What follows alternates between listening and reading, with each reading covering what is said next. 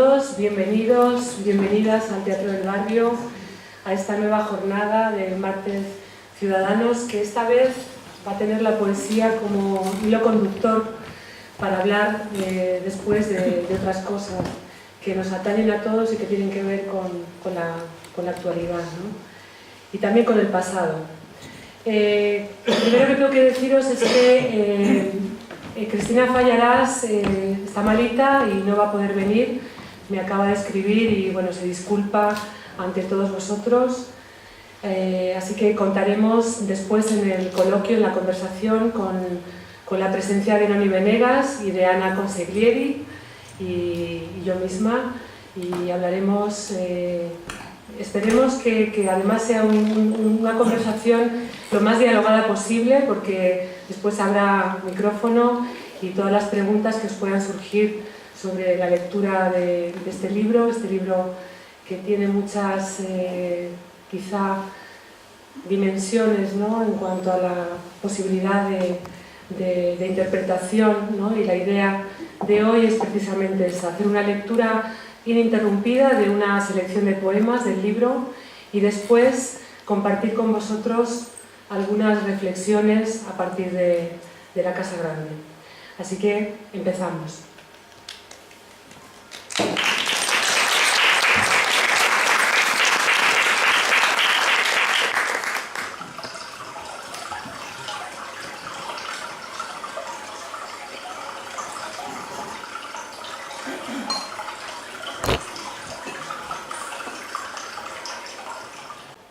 Llevo alojada en el corazón una bala de plata, la misma que mi madre no supo disparar.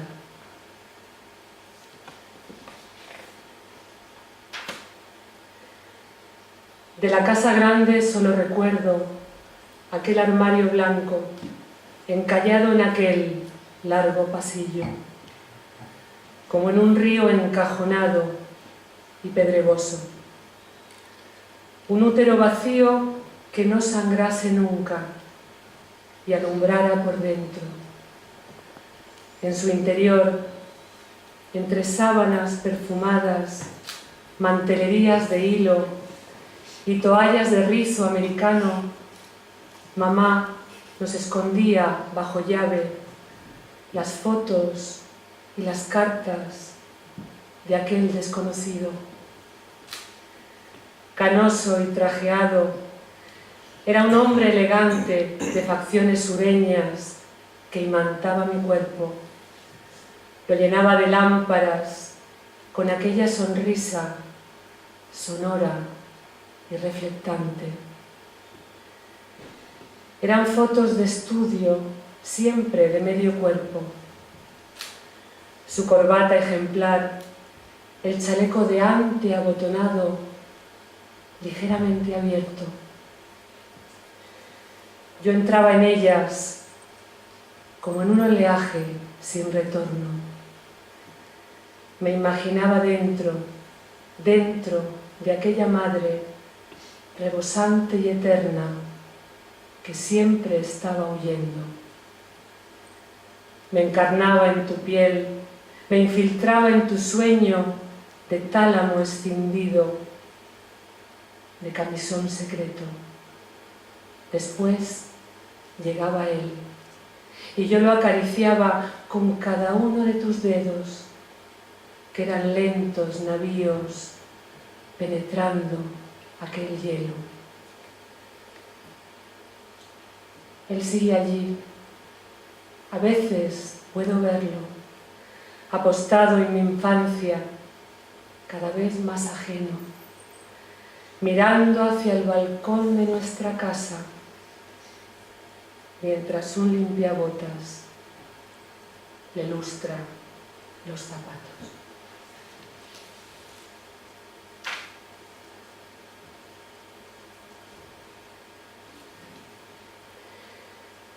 Lo vi solo una vez. Tendría 4 años. Sentada en sus rodillas, sentí la claridad devorando mis manos. ¿A qué colegio vas? Mamá me sonreía yo jugaba a escucharos, colmando con azúcar vuestras tazas vacías. ¿Acaso fuera él quien quiso conocerme? O tal vez fue mamá la que quería. Un hijo puede ser la prueba irrefutable, la mejor garantía de haber pasado página. Voy a hacerte un regalo. Y sacó del bolsillo aquel estuche como un féretro blanco que brillara en la noche. Fue mamá quien me quiso abrochar la pulsera. Campanitas de plata sonando con mi cuerpo, tintineo fugaz que a veces me despierta. Cuando nos despedimos, quiso que le besara en la mejilla, pero se hacía tarde para volver a casa.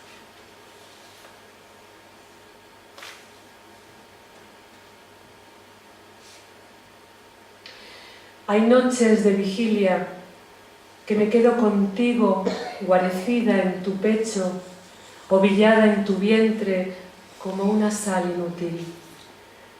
Y es así como vuelvo a ser tu cuerpo, el ancla umbilical que necesitas para sentirte limpia, rebalsada de ti, lejos de aquella España enardecida, de la camisa nueva que empezó a anochecernos y sigue anocheciéndonos, de las niñas que aguardan penitencia en la desolación de un patio de colegio donde ya no volvió a reír la primavera. Y es así como encuentro la tibieza de una madre que sangra en otra herida, que prende en otro cuerpo de mujer. Detrás del cabecero oímos criaturas escarbar el cemento, la arenisca. Es la torpe agitación de los insectos, comedores de pájaro. Laborioso crepitar de las hormigas que transportan piedritas y venenos bajo el encofrado latir de la conciencia.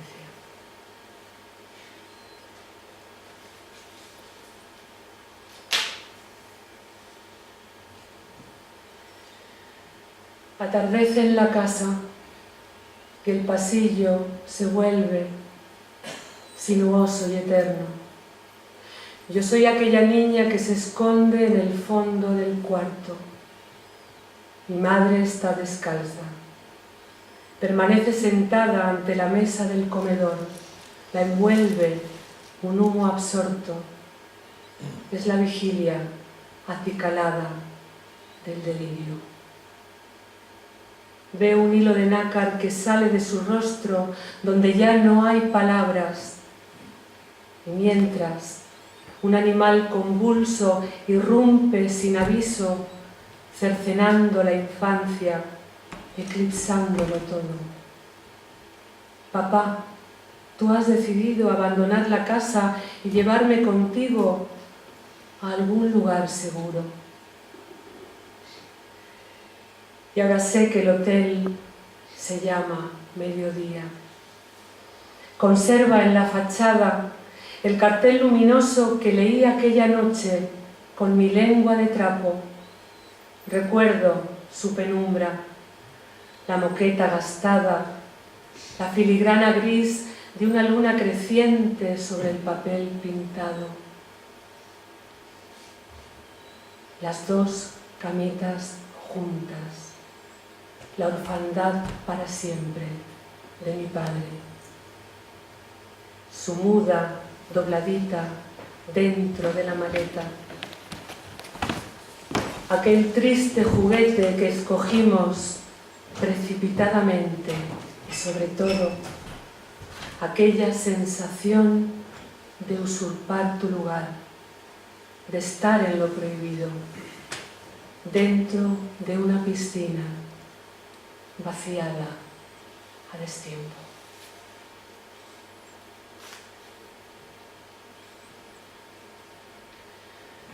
Rendida por el cansancio, en esa noche eterna, la niña derrotada soñó, seguramente, que camina hacia el parque con los ojos cerrados.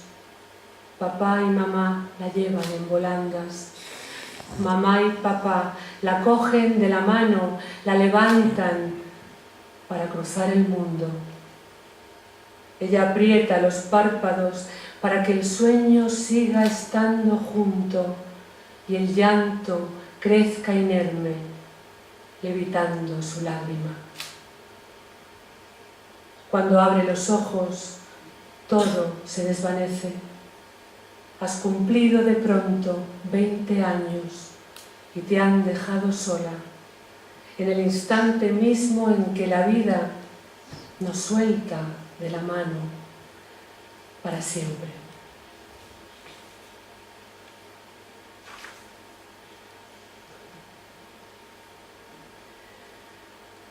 Siento un escalofrío de pasillos videntes y cal humedecida, sótano mortecino que se enciende otra vez, aquella portería de la calle Pardiñas donde quizá, tal vez, fuiste feliz.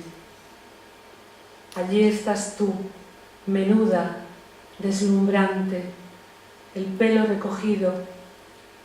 Acabas de cumplir los 19 y estrenas un vestido lisado de percal. La guerra ha terminado.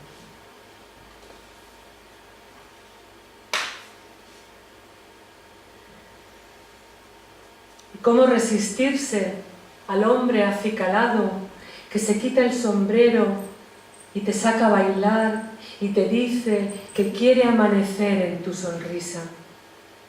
¿Quién podría negarse a las salvas de honor de aquel artificiero que te llena de pájaros la noche? Y después, ¿cómo no conformarse y ocupar el lugar de la querida? Que estudien tus hermanos, que la vida desprenda su perfume de nardos y promesas contra el plato vacío. Acaban de apagarse las últimas bombillas. La orquesta ya no toca. Vuestro coche atraviesa como un jinete frío la explanada vacía.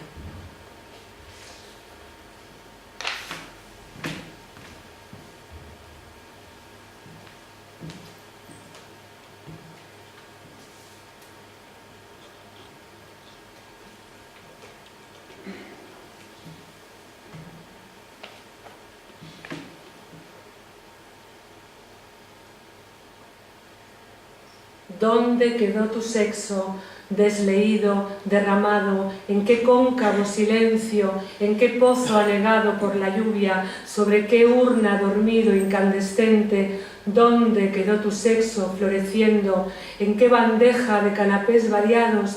¿En qué concilio? ¿Bajo qué lavatorio? ¿En qué bidé sonámbulo tapiado por la seda de la consolación? Corsés y limaduras brotando como hímenes, cautiva y desarmada, una vagina envuelta en un sudario blanco, doméstica y pequeña, confinada al fantasma de la aurora, cancelación de un cuerpo libertario. Todo llega porque todo se enciende.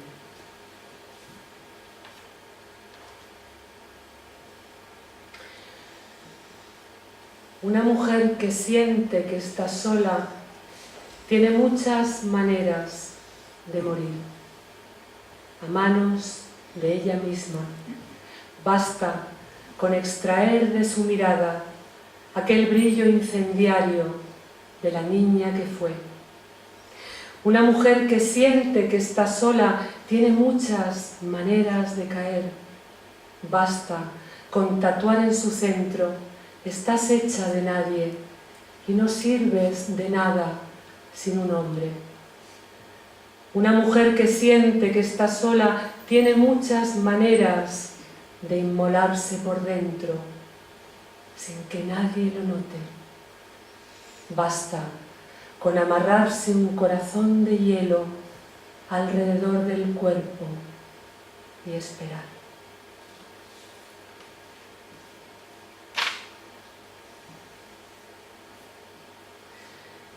Nueva York, 1949.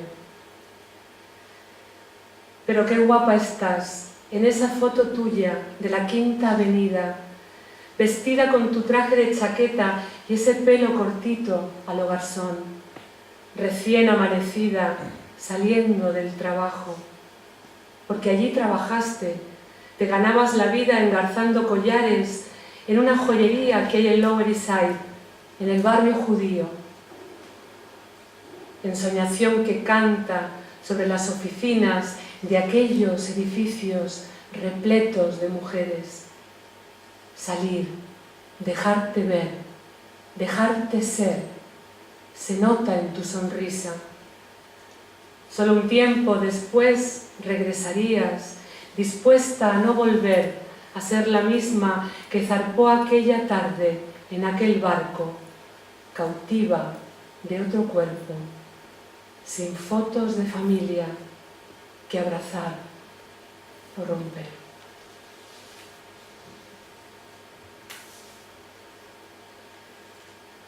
Este poema está dedicado a Dora Maar, Leonora Carrington, Sylvia Plath y Alda Merini. Imagino tu cuerpo aletargado o convulso, como una maquinaria conducida al desguace. Ellos te abren la boca, yo abro al mismo tiempo los balcones de casa, ignoro sus barrotes.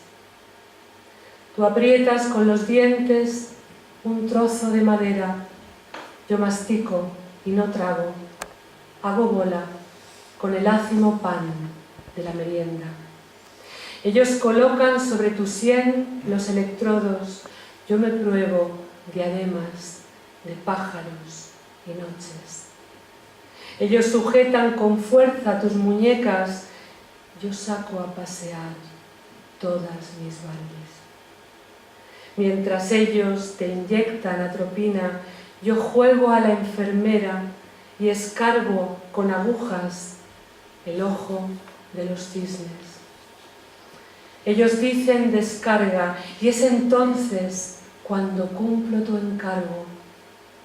Repite estas palabras y no llores. Dora, Leonora, Silvia, tu tejido florece en convulsiones. Alda, Leonora, Silvia, yo sigo allí, violácea y lacerada, pronunciando sus nombres, nuestros nombres. Dora, Leonora, Silvia, Alda, Manuela, como una casta viva.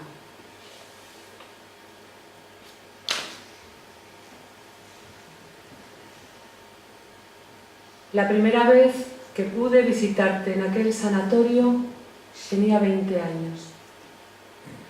Al traspasar la verja sentí como si entrara en otra casa grande. Crucé sus antesalas con un cuerpo prestado y una venda en los ojos. Letanía creciente, aquel patio de luces perentorio que se apagaba más con cada paso tuyo. Después, la claridad, aquella galería acristalada, corredor dormitorio, abismo aclimatado para la sedación. Mujeres tuteladas, desnacidas, mercadillo de almas, trueque de mercancías codiciadas, de pequeñas delicias como los cigarrillos, alguna golosina, una barra de labios o un frasco de perfume. No logro recordar lo que dijimos, cuánto tiempo estuvimos abrazándonos. Solo recuerdo el polvo acumulado en las repisas, la misma desolación a pozo seco que guardan los hoteles de la costa en temporada baja.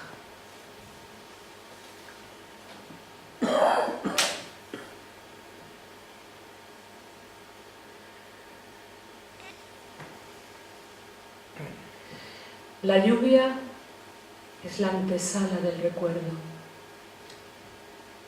Ahora llueve en Madrid, y yo arrastro tu cuerpo por las calles como un disfraz de infancia comido por el fango. Y quisiera contarte que el atado de cartas sigue estando reunido como tú lo dejaste en el escritorio, que nada se ha perdido, excepto las palabras que no supe decir. Y ahora llueve contigo, sigue lloviendo un agua inconsolable que lava mis heridas y hace que al recordarte pueda verte de nuevo en aquel hospital, respirando tus últimas palabras. De la obediencia no se sale indemne. Y ahora siento tu muerte llamando a mi ventana como un pulso de sangre, o es la lluvia que bate en el cristal con su pájaro herido, con un ala de nadie que te nombra y me dice que sigo estando allí, en aquel mes de julio, para desmantelar sin ti la casa grande. Y quisiera contarte que estuve en Benarés hace 4 veranos y tú estabas allí, a la orilla del Ganges, con los pies sumergidos y la cabeza ungida por el limo sagrado. Hija voluntariosa, besando los caminos de la sangre, nada me pertenece, ni siquiera el olvido. Ha cesado la lluvia y ahora oigo tu corazón desafiante, desalojando en mí su última hora.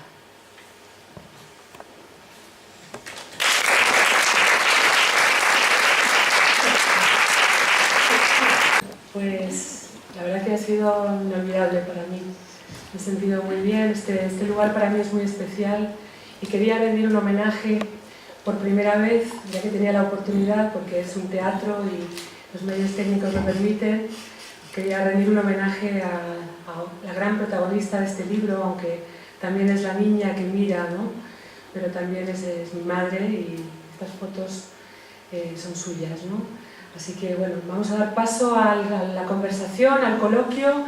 La idea es, bueno, que a partir del hilo conductor que pueda traernos el libro, la historia que hay, la intrahistoria del libro, a la que me referiré también durante el coloquio, podamos profundizar y establecer algunas reflexiones sobre aquella época, sobre cómo era la salud mental en esa época, en fin, muchas cosas que voy a compartir con mis dos invitadas, que son Noni Venegas y Ana Consiglieri, que espero que estén por aquí para que puedan sentarse conmigo. Aquí estaba. Pues venga, nos sentamos y...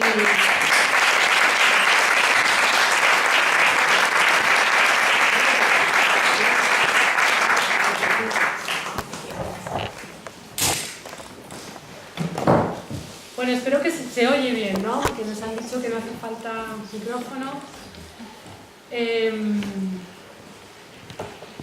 Bueno, está claro que ha sido una selección, ¿no?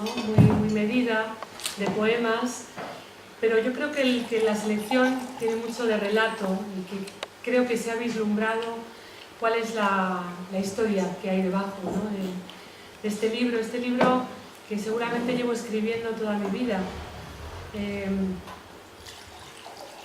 y que por alguna razón ha eclosionado ahora a mis 55 años, de pronto la necesidad de recuperar esa figura, esa mujer que era mi madre y que estuve tanto tiempo queriendo comprender, buscar, ¿no? Porque yo desconocía lo que era el secreto familiar antes de que ella conociera a mi padre, se casara con él, toda su vida anterior, ¿no? Una vida, bueno, de valentía y a la vez de dolor, ¿no?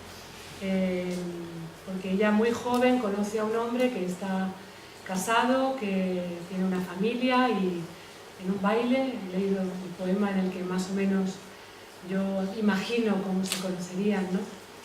Este hombre mi madre tenía una posición social, económica muy humilde y este hombre, sin embargo, era un hombre que tenía una posición social y económica muy alta, ¿no? Se enamoran y en esa época pues no había otra solución si aquello iba para adelante que convertirse, bueno, en lo que se llamaba en la época la querida, ¿no? La amante. Y mi madre lo dejó todo y decidió tomar esa decisión. Claro, esto que tiene que ver con el desplazamiento, tiene que ver con decisiones vitales muy fuertes en una España muy gris, ¿no? Muy sombría, el tardofranquismo, no tanto porque es anterior en realidad, una época en la que el nacionalcatolicismo estaba en toda su efervescencia, ¿no? Pues le costó, entre otras cosas, el equilibrio mental, ¿no? Y luego lo tuvo que pagar de alguna manera, ¿no? Cuando yo me doy cuenta que mi madre es una víctima, ¿no? Y que de alguna forma también lo somos los demás, los que vivimos después, ¿no? Porque yo siempre la sentí como que siempre era juzgada, ¿no? O que ella misma se juzgaba, ¿no? Cuando en realidad no había nada que juzgar, ¿no? Pues creo que empecé a pensar en la posibilidad de escribirlo. Durante mucho tiempo pensé que era una novela y como no soy novelista, pues no lo escribía, ¿no? Y al final apareció, irrumpió un primer poema, el poema de la casa grande, del armario, ¿no? Y de esas fotos que yo encontraba y a partir de ahí empecé a trabajar, ¿no? Y esta es un poco la interhistoria del libro, pero a mí me gustaría mucho que, primero que mis invitadas pudieran comentar, ¿no? Bueno, yo te agradezco por habernos invitado porque realmente es un libro muy emocionante y uno después que lo oye dice ¿qué podemos agregar a esto, no? Pero ahora que lo dices, el hecho de que yo también hubiera querido escribir la novela de mi madre, solo logré escribir un libro cuando murió, pero estoy pensando que realmente eso hace que este libro, para mí, desde el punto de vista de la crítica literaria, hace que sea un libro necesario. Es un libro que no se ha prodigado el tema en la poesía española contemporánea escrita por mujeres. Como dijo muy bien Rosana, existe más el tema en la novela. En la novela sí que ha sido tratado y desarrollado. En poesía, bastante menos, digamos, el tema de la madre y la hija aparece, pero no aparece en un libro unitario. Ella le ha dedicado un libro entero al tema. Entonces eso hace una cosa muy singular. Y si a eso se añade el hecho de que habla del declive mental de la madre, entonces ya lo hace verdaderamente extraño, raro y necesario dentro de la poesía española contemporánea. Eso es lo que a mí me pareció lo más llamativo. Pensé también que aunque nos parece que esa época está un poco lejos, de algún modo, y eso me lo va a poder después aclarar Ana cuando hablemos más del contenido en sí, es un mundo equivalente a lo que pasa hoy con la cantidad ingente de mujeres que están medicalizadas por temas de depresión u otros malestares psíquicos, cuando en realidad se podría tratar esas enfermedades, me parece a mí, con otras formas de expresión, a través de la palabra, a través del cuerpo, y no necesariamente a través de la intoxicación orgánica de los medicamentos, ¿no? Entonces, eso también me pareció que el libro hablaba también para hoy, ¿eh? No es solamente la temática de posguerra, sino aquí hay expertos que nos podrán decir cómo esto continúa de otra manera, haciendo el juego también al farma, ¿no? A la industria farmacéutica. Yo antes de continuar quiero pediros disculpas porque la emoción de la lectura me ha llevado a sentarme y a hablar y a contar toda esta historia y no os he presentado. No sé, es que es increíble. Les pedí la Pero biodata. las conversaciones no se presentan. No, pero ¿cómo no os voy a presentar si es un privilegio para mí poder estar con vosotras? Cortito. Si no os importa, por favor, las voy a presentar ahora. Noni Venegas, como poeta, tiene 7 libros publicados, cuyos mejores poemas han sido reunidos en la antología personal El Ángel de lo Súbito, en Fondo de Cultura Económica. Por ellos ha obtenido premios como el Nacional Miguel Hernández, el Ciudad de Palma, el Vila de Martorell, el Esquío o el Platero de Naciones Unidas en Ginebra. Como antóloga seleccionó y prologó Ellas tienen la palabra, 2 décadas de poesía española que reúne 41 poetas nacidas después de 1950. El año pasado, al cumplirse el 20 aniversario, volvió a publicar el ensayo introductorio en Fondo de Cultura, Ellas tienen la palabra, las mujeres y la escritura. Es un libro imprescindible para comprender la escritura, la poesía escrita por mujeres. El 4 de abril próximo, de hecho, presentamos en la Casa Encendida, que es bastante grande, su último trabajo, Ellas resisten, con lectura de poemas de Berta Piñán, de María Ángeles Maeso, Isabel Navarro y yo misma. Lo publica además Huelga y Fierro. Ana Consiglieri Gámez es psiquiatra clínica y ejerce en el Centro de Salud Mental de Parla. Lleva 15 años intentando comprender el sufrimiento psíquico.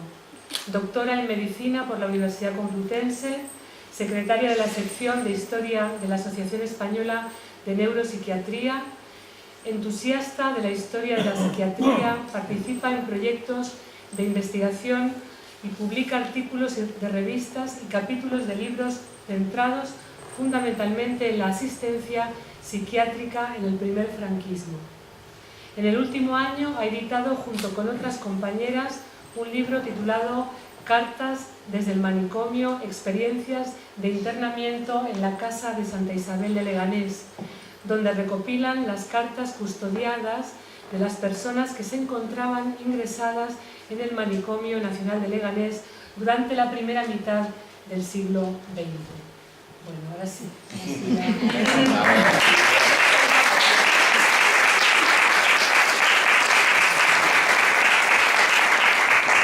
No, y ahora que tuviste ese lapsus con la casa, porque esto es una conversación, o sea que yo también puedo asociar. Sí, yo creo que sí. Con la casa grande y la casa encendida, me llevó a pensar que la casa encendida es un verso de Luis Rosales, que es tu maestro, para hablar de genealogías de tu escritura.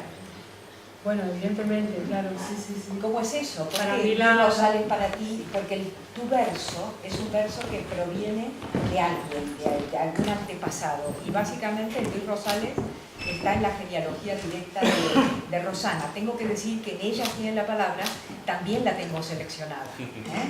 O sea que figura también con sus poemas.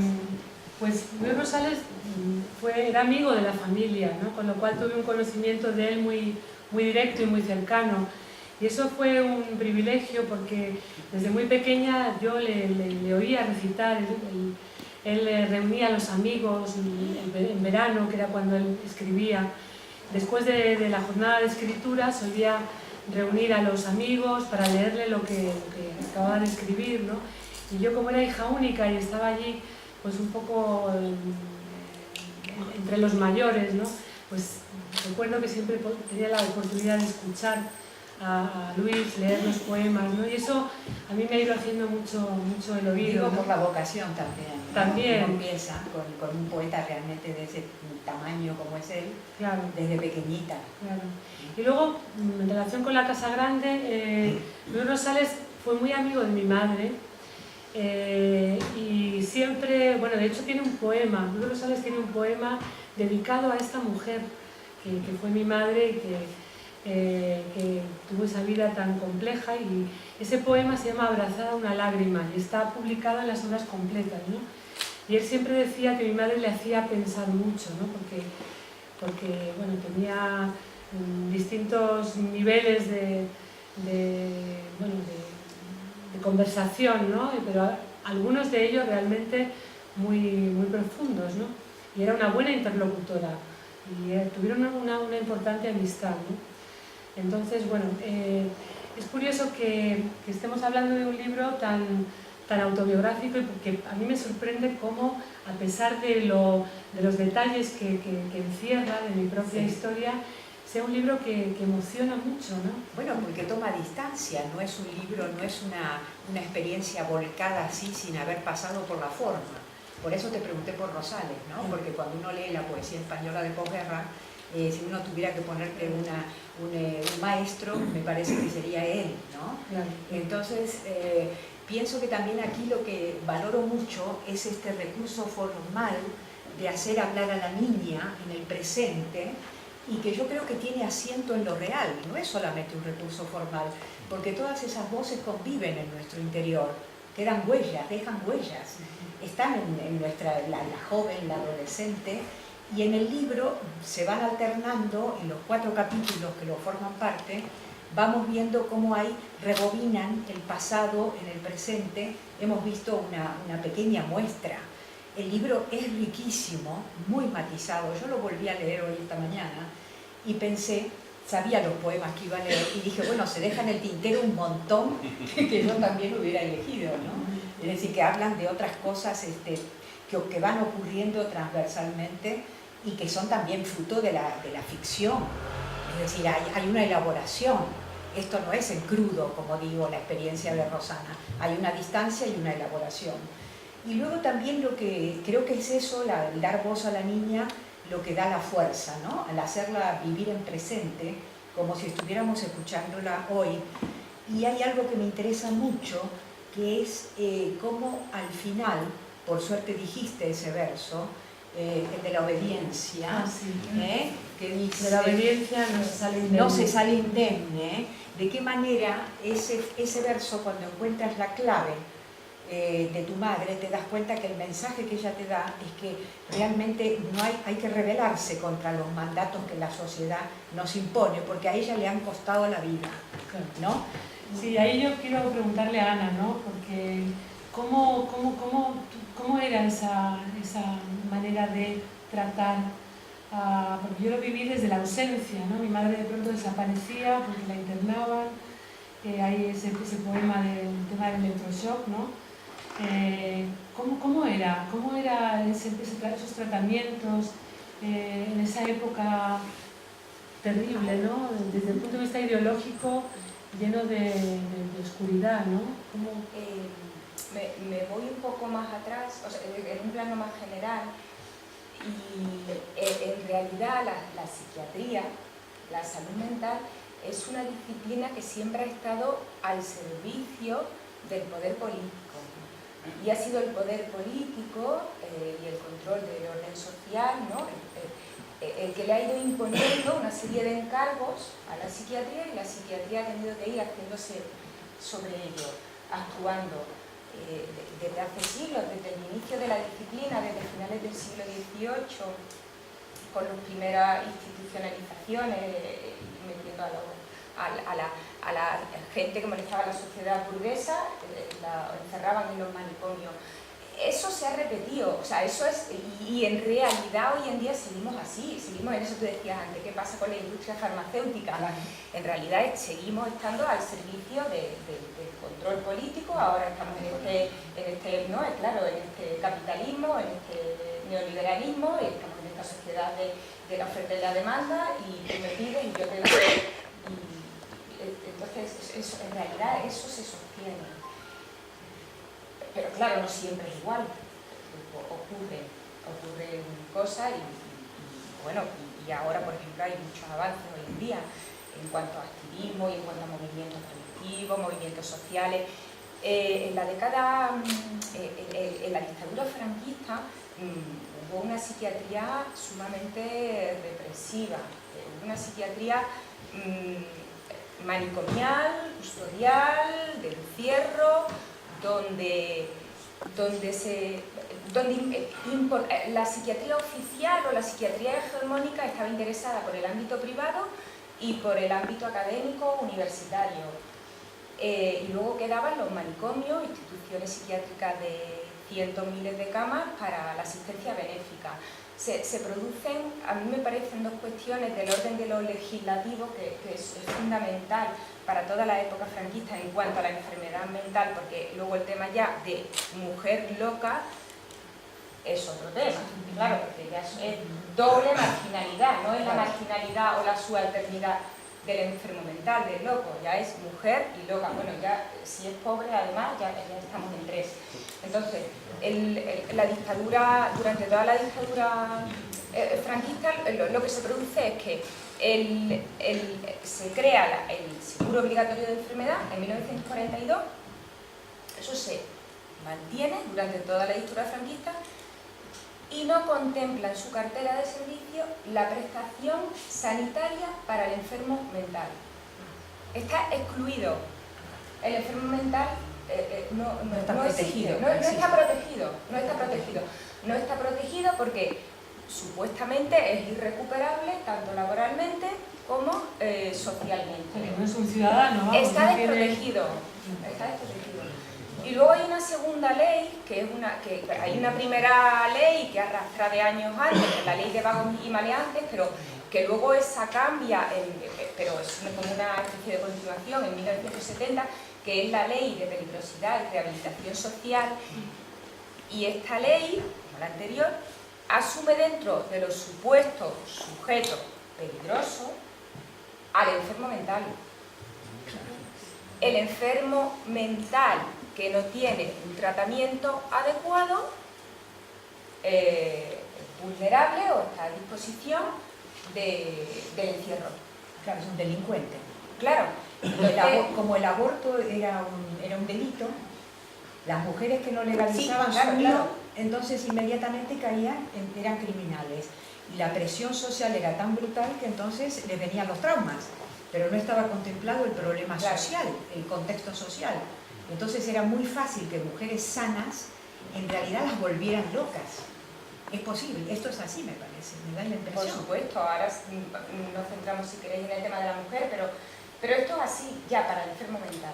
Entonces lo que se produce son encierro de personas en manicomios, donde pueden estar, si la familia no se hace cargo de su salida, donde pueden estar años y años y años, como nosotros hemos estudiado, que aunque es verdad que nosotros no hemos estudiado la primera mitad del siglo XX, paramos en el 52, pero bueno, esto sigue siendo así hasta que se inician ya los planes de desarrollo, hasta los primeros años de los 70, que empiezan a surgir una serie de conflictos, una serie de agrupaciones,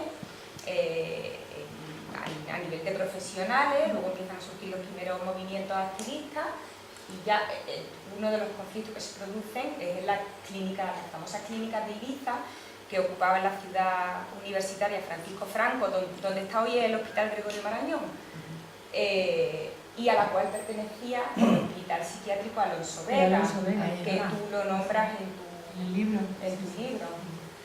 Claro, porque es que mi madre tiene algunos relatos, escribía cuentos, ¿no? Y tiene un relato que se llama La estrella de papel de plata, donde relata un internamiento. Es un cuento escalofriante, ¿no? Y una de las cosas que dice, yo lo rescato en un poema, lo dice tal cual, literalmente, ¿no? Dice: me ataban con correas y apagaban la luz. Entonces esto es algo que a mí, claro, imaginaos, ¿no? Me parece de una crueldad absoluta, ¿no?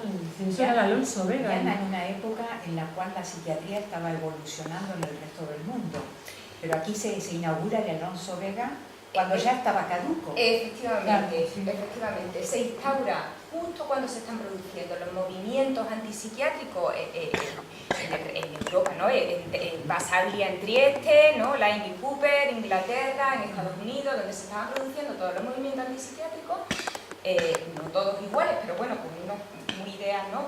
Comunes, la apertura de los manicomios.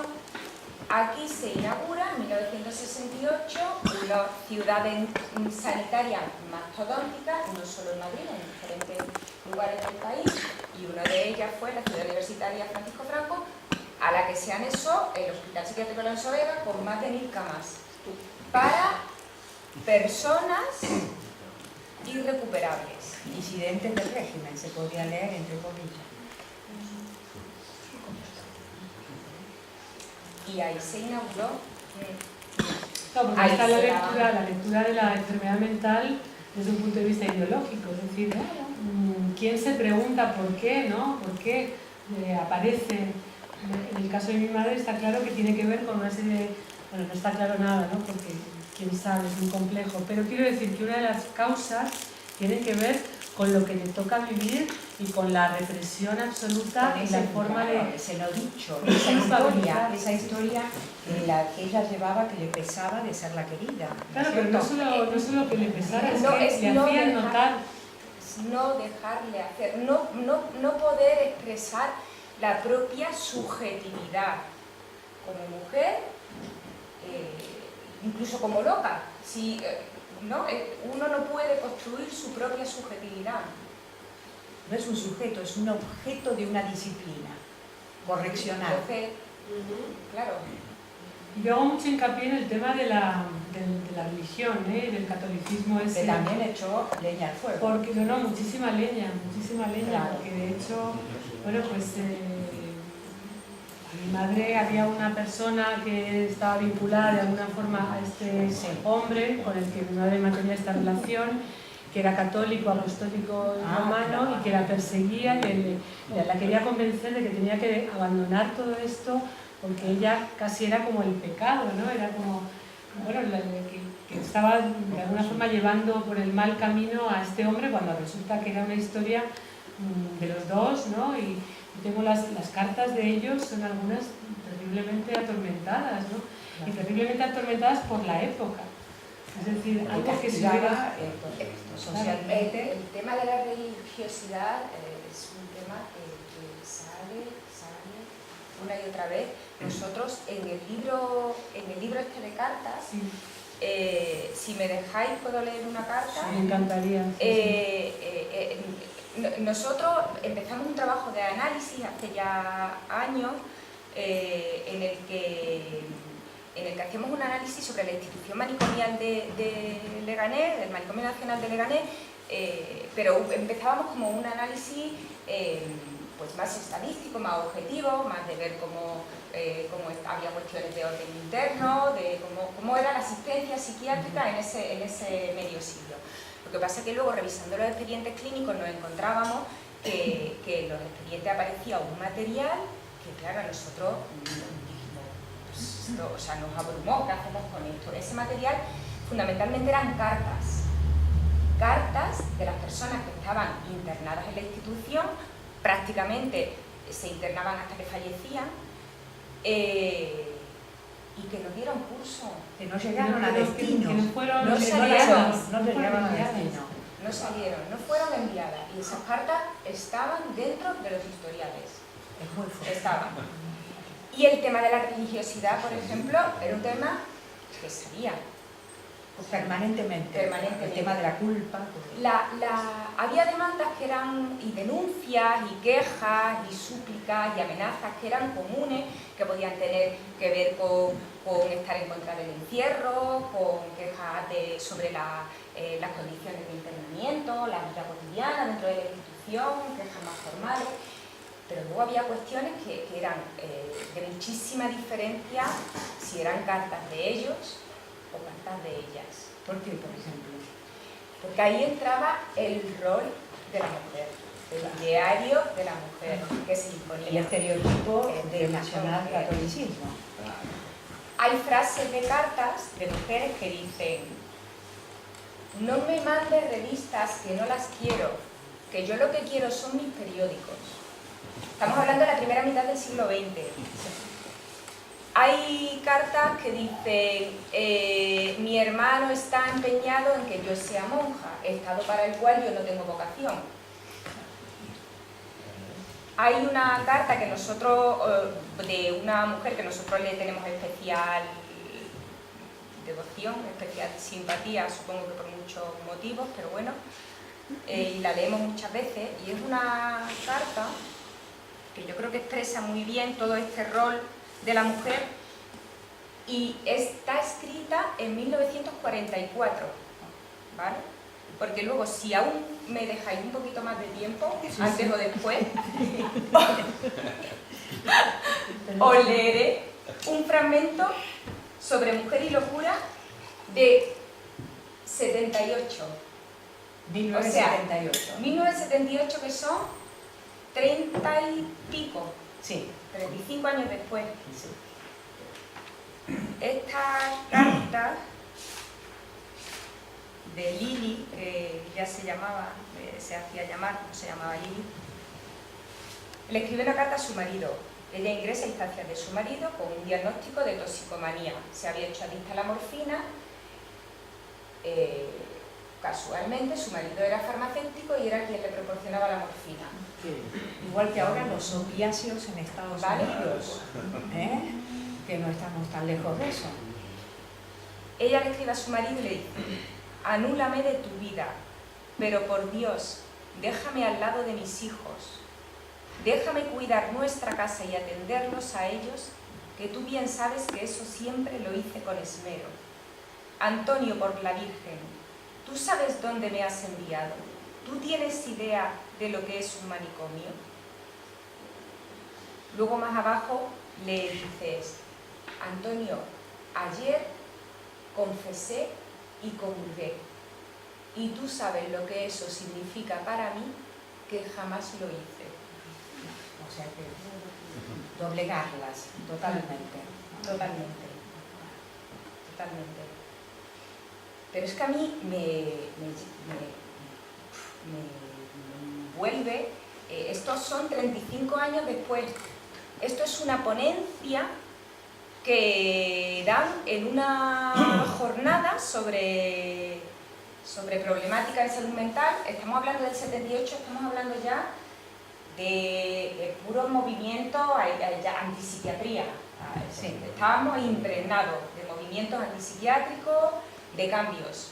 Y esta ponencia dice así: resulta muy difícil hablar sobre el tema mujer y locura, porque la mujer en psiquiatría no existe.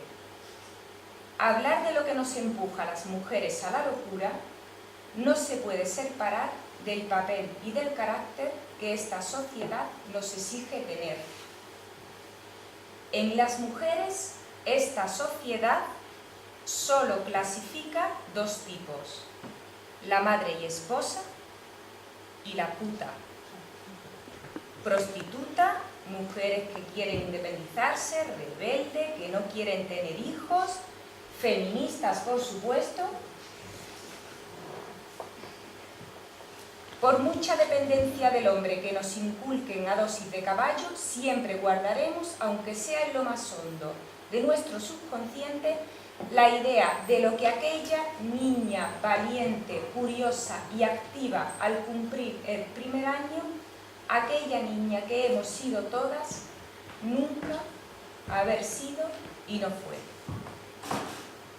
Por esto, la lucha entre lo que aún somos a pesar de todo y lo que nos quieren hacer ser nos destroza psíquicamente. Por esto, ser mujer aquí y ahora es tener carta blanca para la locura. El 78. ¿Y los tratamientos eran electroshock? ¿Eran todos...? Los tratamientos eran electroshock. Fíjate, qué curioso, porque eran electroshock. El electroshock se inició en la década de los años 30. Sí. Aquí llegaron un poco con retraso, porque empezaron a llegar una década más tarde, pero vinieron el electroshock, vinieron la leucotomía, la famosa leucotomía, que La antes que antes hablábamos, Sí. los comas insulínicos, la cardiazolterapia, son tratamientos para provocar convulsiones. Sí. Estos tratamientos se desterraron y el electroshock se mantuvo y se siguió dando. Pero fíjate que esto es un debate que a mí me ha generado, bueno, creo que ya lo tenía, pero me ha como reactivado. Veía este fin de semana un programa de La Clave, que no sé si es de La Clave, el programa de debate que había en los 70, los 80, hubo un programa que lo dedicaron a los enfermos mentales, Sí. que se titulaba Hay locos, y entre varios psiquiatras de distintos posicionamientos, estaba Franco Basaglia, que es el italiano de la antipsiquiatría, y me llamó mucho la atención que decía Basaglia: en mi institución yo no he dado nunca un electroshock. Y otro sujeto que había iniciado uno de los conflictos en Galicia, en el manicomio de Conxo, decía: yo estoy seguro que la técnica del electroshock vamos a conseguir erradicarla. Pues la seguimos dando. Todavía. Todavía hoy. No me lo puedo creer. Todavía hoy. Sí, de una forma muy restringida, no lo hay en todos los hospitales, es una cosa que yo creo que también, bueno, tiene que ver más. Yo no he puesto nunca un electroshock, pero es una técnica, está. Y las contenciones mecánicas. Lo de atar y... Todavía se los ata y no se los oye, no hablan. La palabra no está contemplada como posibilidad de cura. Pues te digo una cosa. El psicoanálisis, si vamos un poco más por ahí, no entra dentro de las prestaciones que podemos ofrecer en el servicio público de salud. O sea que todavía hay que hacer ese tipo de intervenciones porque Sí, mira, para contener al... Hay una campaña actualmente muy interesante de un colectivo que se llama Lo Común y es una campaña que se llama Contenciones Cero. Están recogiendo datos y memorias y reflexiones, bueno, luchando hacia ese lugar. Yo te pregunté lo de la palabra porque lo más curioso es que el libro termina con una ofrenda a la madre, ¿no es cierto? Ese poema no lo has leído, que es la de la palabra misma contenida en el libro, para recapitular y volver a vivir, y que son palabras que la madre no pudo pronunciar y que corren por las venas de la hija. Y el verso final dice: este es mi oro, madre, un cuerpo de mujer hecho palabra, ¿no? Y curiosamente ahora me entero de que también ella quiso escribir, o por lo menos escribió, llegó a escribir cosas. O sea que ella también intentó la palabra, o sea que estamos ante un caso de una posible escritora como Única Surno, como tantas otras, que realmente, o Leonora Carrington mismo, como tú mencionas, o Silvia Plath, que fueron tratadas en su momento, hasta anularlas, cayeron en el suicidio, ¿no? O sea que está clarísimo, ¿no? El tema de la palabra, que le fue prohibida, no podían, es decir, como la prohibición de San Pablo. Pero es que si de alguna forma callar puede enfermar, ¿no? Hablar, no digo que pueda curar, pero a lo mejor es el camino más sensato para y ventilar lo no dicho, eso que se guardaba dentro, ese secreto oculto, para ¿no? Construirlo, ¿no? Claro, que se pudre adentro y que luego produce esas somatizaciones, ¿no es cierto? Sí, bueno, además mi madre lo que sí fue siempre fue una gran lectora, una mujer muy, muy lectora, y los cuentos que escribía, los escribía sin ninguna pretensión, pero quizá por eso precisamente. Porque tenía la palabra cortada. Claro, exactamente, porque de alguna forma sentía que no era valioso, ¿no? Por el hecho de ser mujer, de su propia historia, de lo que le pesaba, todo aquello, pero sentía la necesidad casi terapéutica de escribir, ¿no? Sí, esto me recuerda a aquel poema de Ángela Figuera Almerich, que es una poeta de posguerra, coetánea de Gloria Fuertes, la poeta de la poesía social verdaderamente, que dedica un poema a sus colegas o amigas poetisas y le dice: estáis sentadas al borde de la silla medrosa, ¿no? Y les dice: tomad la palabra, arriesgaros, ¿eh? Es decir, era un poco en esa misma época. Estamos hablando, el poema de Ángela es de la misma época. O sea que hubo quien logró revelarse, Gloria Fuertes, Ángela Figuera y pocas más, y el resto formaron parte de ese montón de poetas olvidables, porque todo lo que dicen son estribillos de estribillos, que era lo que dictaba la sociedad que debías decir de lo que era un poema, en su época, ¿no? Es muy interesante eso. Por eso, ¿hasta qué punto, me pregunto yo, contar la historia familiar o desvelar determinados secretos o blanquear determinados silencios, no se convierte hoy más que nunca en un acto político? Es político, es decir, que si cada uno, a lo mejor no de forma tan pública, ¿no? pero si cada uno de alguna forma somos capaces de contarnos a nosotros mismos, de reencontrarnos con eso silenciado de nuestra propia historia, que además en un país como este, con lo que tenemos encima, ¿no?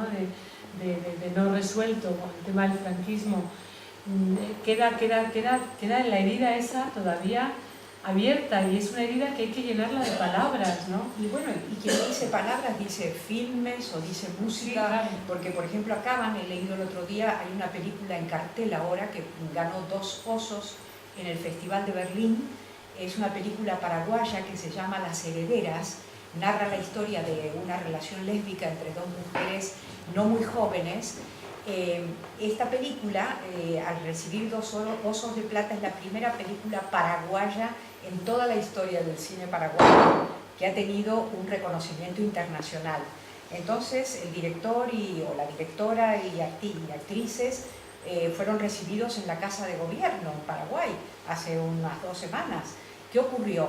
Que todos los diputados del partido gobernante, que es de derechas, se ausentaron, se fueron, dejaron vacío el Congreso. Si eso no es político, ya me lo vas a contar. Es decir, lo que premió Berlín para Paraguay no es suficiente. ¿Podríamos abrir el micrófono? Sí, yo creo que sí, ¿no? Que podemos abrir un poco el diálogo, y si tenéis preguntas, queréis participar de alguna manera con alguna cuestión. Yo me he hecho una pregunta. Más fuerte. Sí, yo me he hecho una pregunta, que no sé si me vas a poder contestar.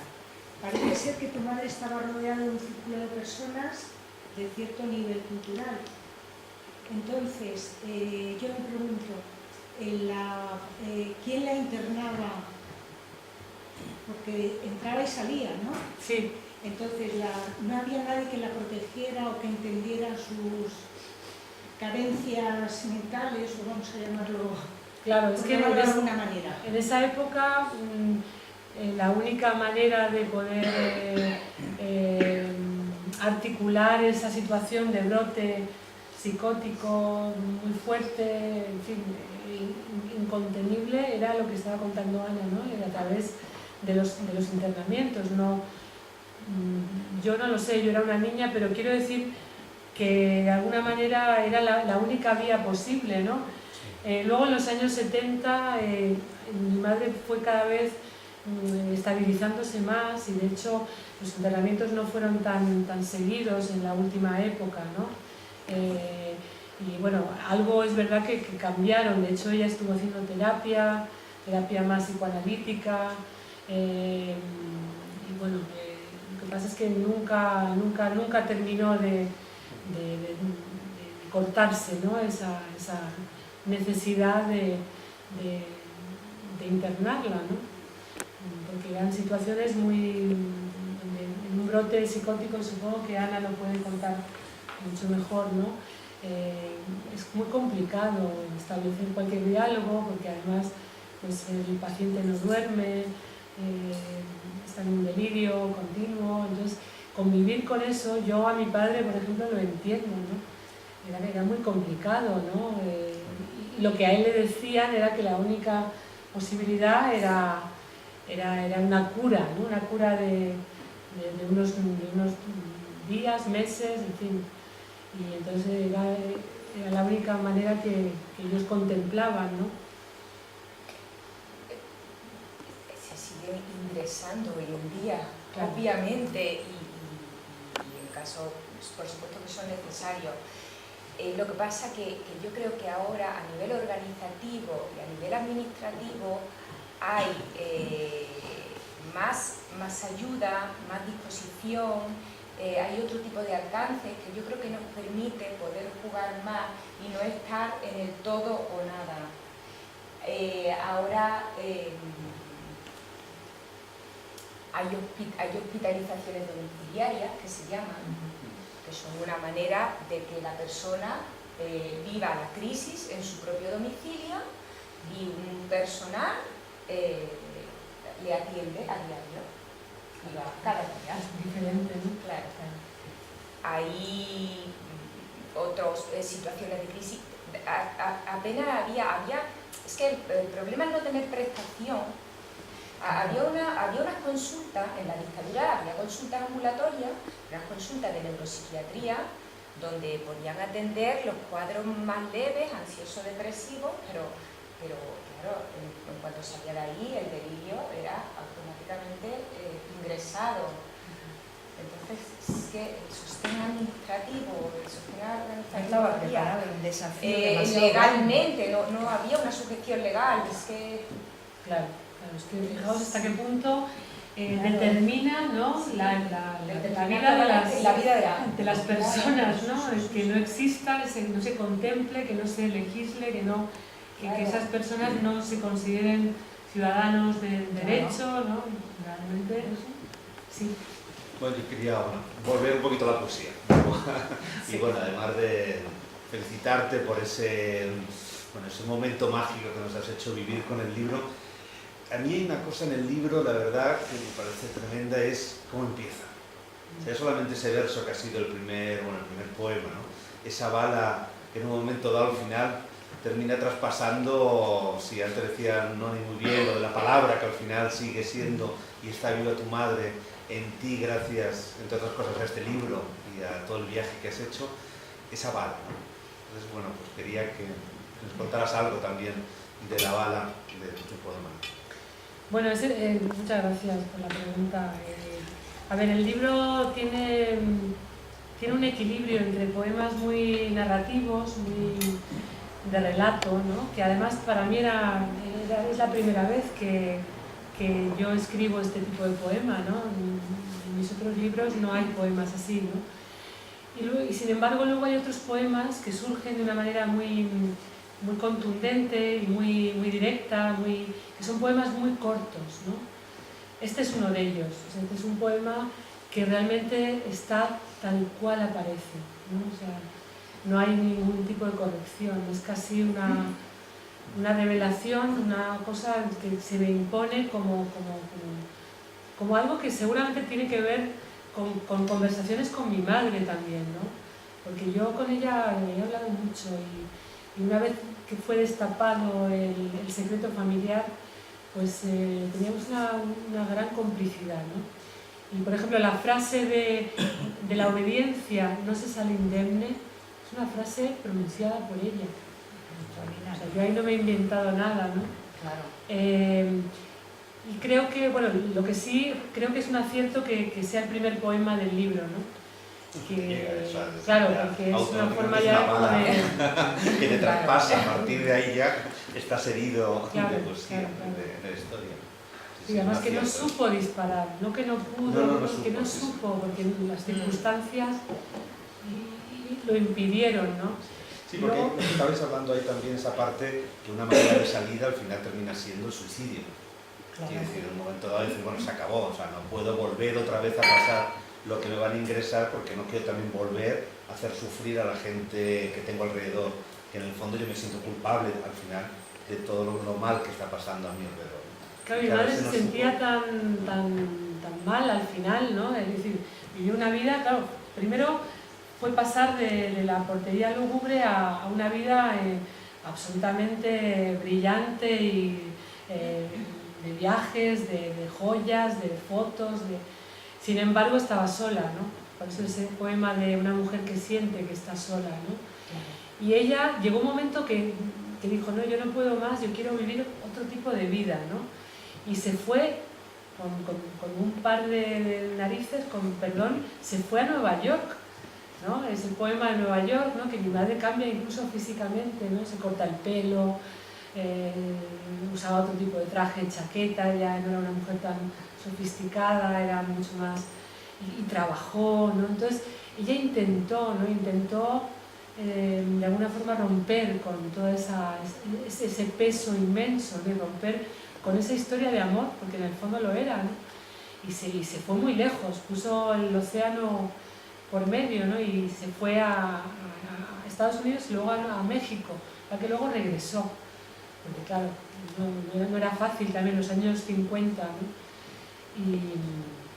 Y bueno, todo eso tiene que ver con esa bala que quieres disparar, pero que en el fondo al final se te queda alojada en el corazón y produce a veces un efecto, a veces